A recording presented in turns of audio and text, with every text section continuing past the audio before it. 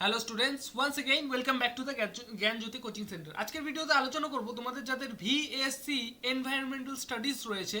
তোমরা জানো তোমাদের এমসিকিউ কোয়েশ্চেন আসবে পরীক্ষায়, তাই এই ভিডিওতে আমি আলোচনা করব 20টা এমসিকিউ কোয়েশ্চেন নিয়ে।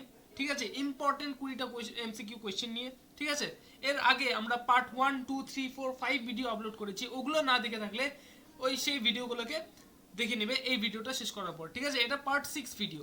তার আগে জানিয়ে রাখি, তোমরা যদি আমাদের সাথে অনলাইনে যুক্ত হতে চাও তাহলে ওপরে দাও দুটো নাম্বার 7076398606 নাম্বারে আমাদের সাথে যোগাযোগ করতে পারো, অথবা 6295916282 নাম্বারে আমাদের সাথে যোগাযোগ করতে পারো। তোমাদের যে টোটাল কোর্স ফি রয়েছে, সব সাবজেক্ট মিলিয়ে যে টোটাল কোর্স ফি রয়েছে শুধুমাত্র 999 রুপিস। ওকে, 999 রুপিসের বিনিময়ে পেয়ে যাচ্ছ তোমরা সমস্ত নোটস। ওকে, তাহলে চলো আজকে ভিডিওটা শুরু করা যাক। নাম্বার 1, নিম্নলিখিত কোন প্রাণীটি ভারতের একটি বিপন্ন প্রজাতি? নিম্নলিখিত কোন প্রাণীটি ভারতে একটি বিপন্ন প্রজাতি? সি নাম্বারটা হবে অ্যান্সার, রয়্যাল বেঙ্গল টাইগার। ওকে, রয়্যাল বেঙ্গল বাঘ। নাম্বার 2, ভারতের কোন জাতীয় উদ্যানটি প্রাচীনতম? ভারতের কোন জাতীয় উদ্যানটি হচ্ছে প্রাচীনতম? সেটা হচ্ছে কর্বেট। নাম্বার 3, ভারতের কোন অরণ্য অঞ্চলটি পক্ষী সংরক্ষণের জন্য গুরুত্বপূর্ণ? এটার অ্যান্সার হবে সি নাম্বারটা, কেউলাদেও জাতীয় উদ্যান। ঠিক আছে, কেউলাদেও জাতীয় উদ্যান।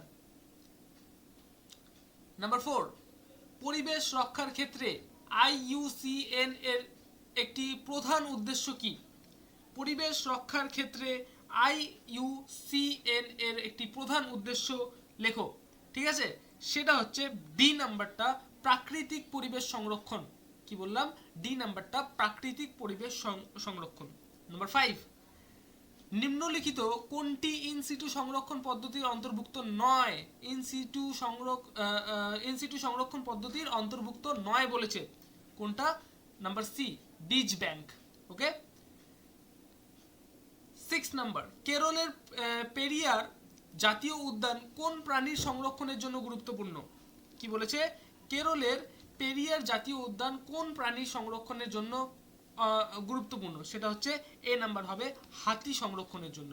ওকে, নাম্বার 7, ঝুম চাষের ফলে কোন দূষক পদার্থ নির্গত হয়? ঝুম চাষের ফলে কোন দূষক পদার্থ নির্গত হয়? সেটা হচ্ছে CO2।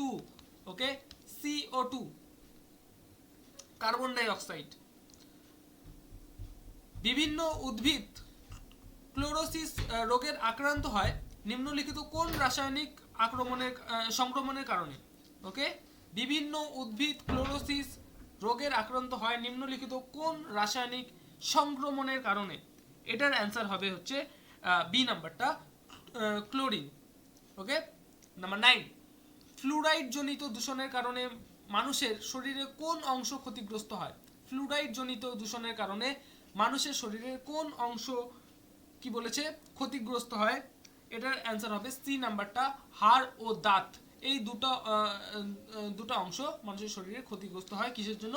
ক্লোরাইড জনিত দূষণের কারণে। নাম্বার 10, বনসৃজন প্রকল্প নিম্নলিখিত কোন দূষণ প্রতিরোধের ক্ষেত্রে সর্বাধিক কার্যকরী হয়? বনসৃজন প্রকল্প নিম্নলিখিত কোন দূষণ প্রতিরোধের ক্ষেত্রে সর্বাধিক কার্যকরী হয়? এটার অ্যান্সার হবে হচ্ছে এ নাম্বারটা, বায়ু দূষণ। ঠিক আছে, নাম্বার 11, ওজোন স্তরের ক্ষয় বায়ুমণ্ডলের কোন স্তরে দেখা যায়? ওজোন স্তরের ক্ষয় বায়ুমণ্ডলের স্ট্র্যাটোস্ফিয়ারে দেখা যায়। ঠিক আছে, বায়ুমণ্ডলের স্ট্র্যাটোস্ফিয়ারে দেখা যায়।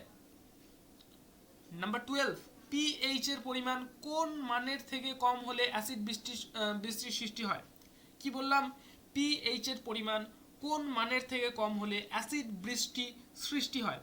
এটা হচ্ছে সি নাম্বারটা হবে 5.6। পিএইচ এর পরিমাণ 5.6 এর কম হলে অ্যাসিড বৃষ্টির সৃষ্টি হয়। ওকে, বনভূমি সংরক্ষণ আইন কত সালে চালু হয়? বনভূমি সংরক্ষণ আইন 1980 খ্রিস্টাব্দে চালু হয়। বনভূমি সংরক্ষণ আইন 1980 খ্রিস্টাব্দে 1980 তে বনভূমি সংরক্ষণ আইন চালু হয়। ওকে, নাম্বার 14, ভোপাল গ্যাস দুর্ঘটনা কত সালে হয়েছিল? ভোপাল গ্যাস দুর্ঘটনা কত সালে হয়েছিল? এটি একটি ইম্পর্টেন্ট কোয়েশ্চেন। ভোপাল গ্যাস দুর্ঘটনা কত সালে হয়েছিল? এটার অ্যান্সার হবে ডি, 1984। 1984 খ্রিস্টাব্দে। ভারতের কতগুলি জাতীয় উদ্যান রয়েছে? ভারতের কতগুলি জাতীয় উদ্যান রয়েছে? এ নাম্বার 104টি, 104। নাম্বার 16, বিশ্ব জল দিবস কবে পালন করা হয়? বিশ্ব জল দিবস কবে পালন করা হয়?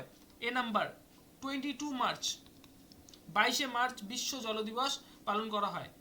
17, উত্তরাখণ্ডের বনভূমি ও প্রাকৃতিক পরিবেশ সংরক্ষণের জন্য কোন আন্দোলন সংগঠিত হয়েছিল?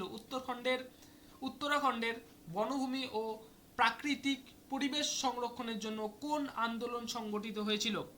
নাম্বার 17 কি হবে এটার অ্যান্সার? বি নাম্বার, চিপকো আন্দোলন সংগঠিত হয়েছিল।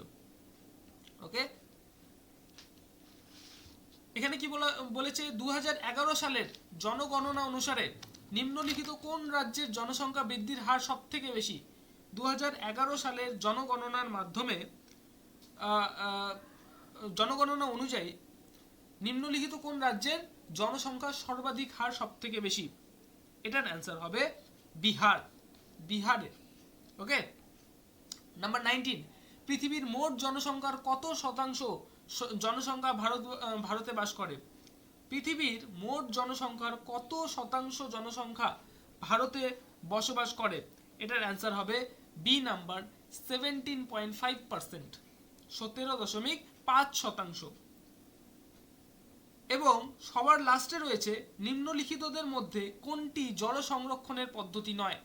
নিম্নলিখিতদের মধ্যে কোনটি জল সংরক্ষণের পদ্ধতি নয়? বি নাম্বার হবে ভৌম জল নিঃসরণ। ঠিক আছে, ভৌম জল নিঃসরণ। আজকের জন্য এই ভিডিওতে, পার্ট 6 ভিডিওতে এই 20টা কোশ্চেন নিয়ে আলোচনা করলাম। নেক্সট ভিডিওতে আবার আরো 20টা কোশ্চেন নিয়ে আলোচনা করব।